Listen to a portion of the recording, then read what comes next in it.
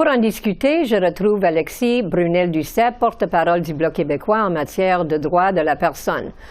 Bonsoir, Monsieur Brunel-Duceppe. Bonsoir.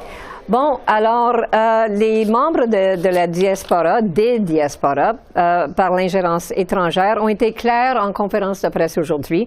Ils disent que David Johnston s'est trompé et ça prend une enquête publique.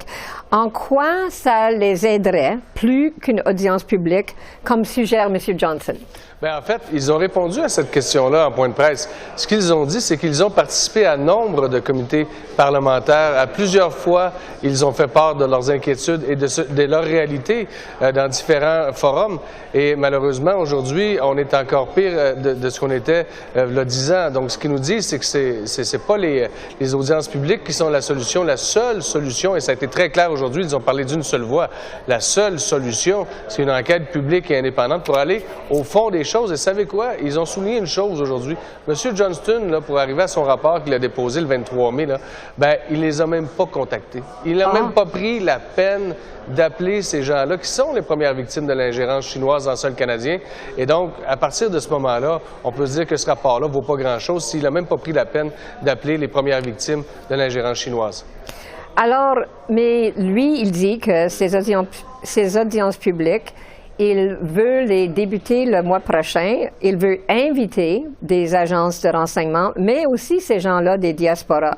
Mais en comité hier, on a entendu bien que plusieurs membres des diasporas on a su qu'ils vont refuser d'y participer pour des raisons de sécurité, puis on a entendu ça aujourd'hui aussi.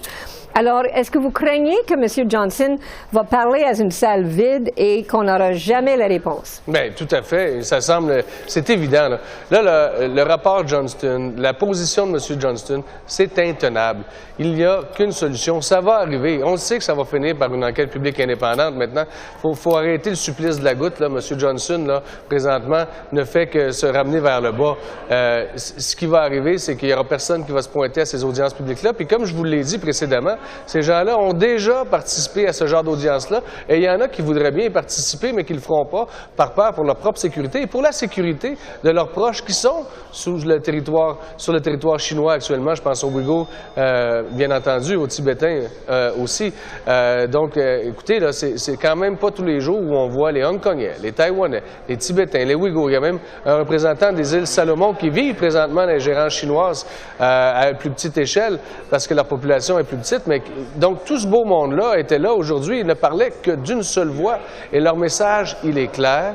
Ils interpellent le gouvernement Trudeau et lui demandent de tout de suite déclencher une enquête publique indépendante, de tasser de côté le rapport Johnston, de demander à Johnston de se retirer. Là. Présentement, c'est pas lui la solution. Il ne fait pas partie de la solution. La solution, c'est une enquête publique indépendante avec un président qui sera choisi par la Chambre des communes. Entre les partis, il y aura des discussions. Donc, je pense que le message était clair. Et là, aujourd'hui, ce n'est pas le Bloc québécois qui a parlé. Ce sont les gens des différents peuples qui sont victimes de l'ingérence chinoise en sol canadien qui ont parlé d'une seule voix. Le gouvernement Trudeau, s'il le veut, n'a pas écouté les partis de l'opposition, mais ça serait un grand manque de respect et ça serait d'une insensibilité flagrante que de ne pas écouter ces gens-là qui, eux, subissent les affres du régime chinois en place aujourd'hui. Je pense que c'est tout à fait normal de les écouter.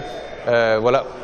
Alors, M. Brunel-Duceppe, est-ce que ces gens-là vous ont raconté leur incident de menace? Est-ce qu'ils vous ont dit ce qui leur est arrivé à propos de cette ingérence? Ben oui, mais moi, je connais ces gens-là depuis plusieurs années maintenant. J'ai tissé des liens très serrés avec eux et je veux dire, c'est probant. Il y a des agents chinois qui sont sur le territoire. Il y a eu des postes de police chinois. Ils se font agresser jour et nuit. Ils sont dans la peur. Ils ne savent pas ce qui arrive avec leurs proches sur les différents territoires d'où ils proviennent. Donc, je veux dire, les exemples sont nombreux de harcèlement harcèlement par rapport du régime chinois envers ces gens-là. Les exemples sont nombreux, ils sont réels, ils sont concrets. C'est plus le temps de tergiverser là, présentement. C'est plus le temps de faire de la petite politique partisane. Le rapport Johnston, ça n'aura été qu'un parapluie pour le gouvernement, qu'une couverture, ce qui se passe en ce moment, c'est grave, là. C'est extrêmement grave. Et ces gens-là qui sont venus aujourd'hui à Ottawa, sur la colline, dans le foyer de la Chambre, nous dire ce qu'ils vivaient et nous demander de déclencher cette enquête-là, il faut les écouter. Je ne comprends pas pourquoi le gouvernement fait la sourde oreille à leurs demandes. C'est complètement irresponsable, insensible de leur part et irrespectueux surtout, parce que ce sont les premières victimes, ce sont les premières personnes qui sont visées par l'ingérence chinoise. Et à ce moment-là, le gouvernement n'a plus le choix qu'il prenne ses responsabilités puis qu'il aille de l'avant avec cette enquête publique indépendante-là, qui est demandée d'ailleurs par tous les partis de l'opposition, qui a été demandée par la Chambre et qui est maintenant demandée par les peuples qui subissent l'oppression de la Chine. Franchement, là, ils n'ont plus beaucoup d'arguments pour continuer dans la voie qu'ils ont choisie. Oui, puis j'imagine que c'est assez brave de leur part d'être sur la colline, de faire une conférence de presse comme ça. Alors, c'est pas mal brave. Imaginez le courage de ces gens-là de se présenter devant les caméras, à visière levée, en donnant leur nom. Comment ça prend de courage? Vous et moi, là, il ne nous arrivera rien. Là. Je ne crains pas pour ma sécurité. Je ne crains pas pour la sécurité de mes enfants ni de ma famille. Ces gens-là ont des raisons réelles d'avoir peur pour la sécurité de leurs proches et de leur propre sécurité. Pourtant, ils se pointent ici à Ottawa aujourd'hui et ils participent à cette conférence de presse-là qui leur appartenait essentiellement. Que ces gens-là font preuve de courage.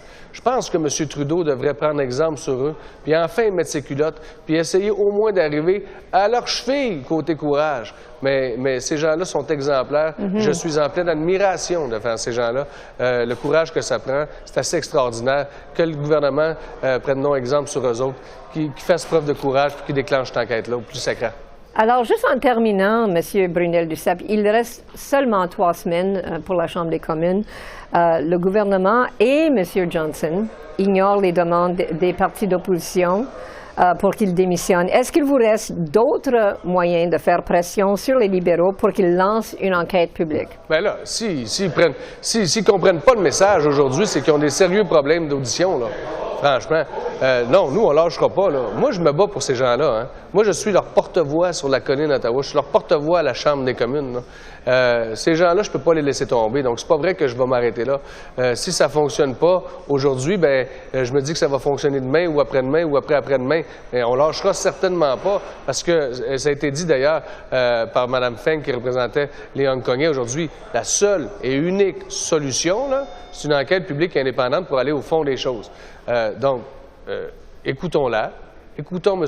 Mehmet Toti, qui représente les Ouïghours. Écoutons M. Sherkin, qui représente les Tibétains.